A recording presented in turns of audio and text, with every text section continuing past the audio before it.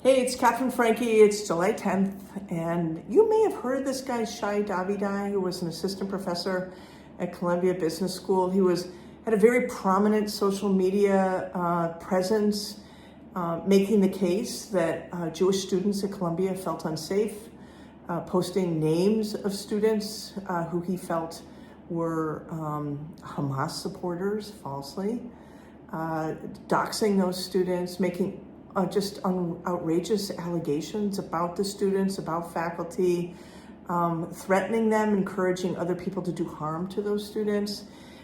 His social media profile is hyperbolic, to say it mildly. And he's been the object of many complaints at Columbia, including from Columbia administrators who he attacked. He attacked public safety administrators, and at that point was barred from campus, not allowed back on campus. And this was months and months ago. So he's not been allowed back on campus for months. Yesterday, a note went out from the dean of the Columbia Business School to the business school faculty saying Shai is no longer employed here at Columbia. He has left his position. He no longer works at Columbia.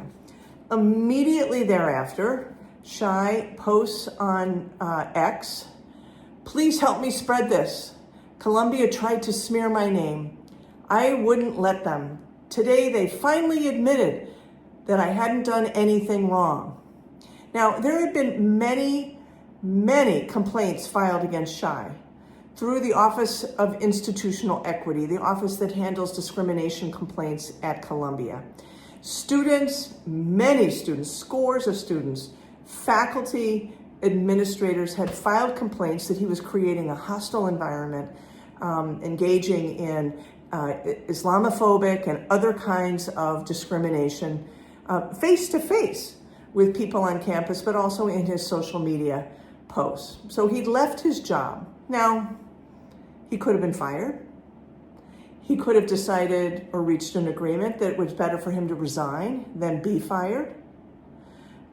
Or he could have just resigned because he's got a better option somewhere because he can't come on campus anymore.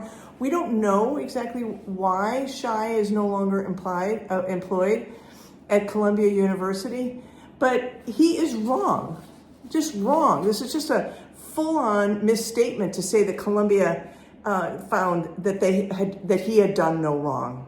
What he posted was a notice from the Office of Institutional Equity from yesterday, signed by the Vice Provost from the Office of Institutional Equity, saying the allegations made against you have been closed, relating to you, and have issued no findings or conclusions of wrongdoing and without imposing any penalty or discipline on you.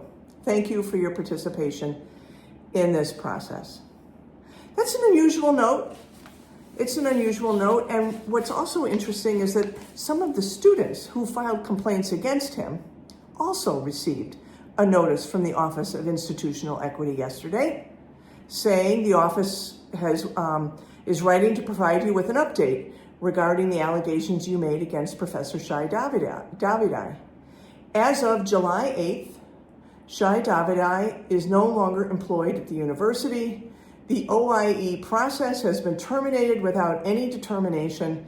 OIE policy allows for matters to close when an individual is no longer employed at the university. In other words, they can't keep pursuing these complaints against him if he doesn't work there anymore.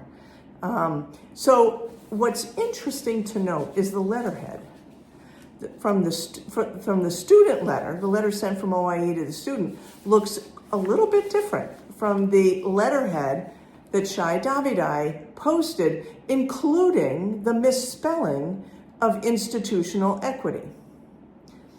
Possible that OIE has two letterheads, that they send out letters to different people with different letterhead, and one of them has a typo in it. Possible that one of these letterheads is actually not the letterhead of OIE. We don't know. But it does kind of beg the question of to what degree is Shai Davidai being honest about what happened at Columbia particularly since he's not being forthcoming about the fact that the university did not admit that he hadn't done anything wrong, which is what he posted on X, but in fact, they just closed the case because they didn't have any jurisdiction over him anymore.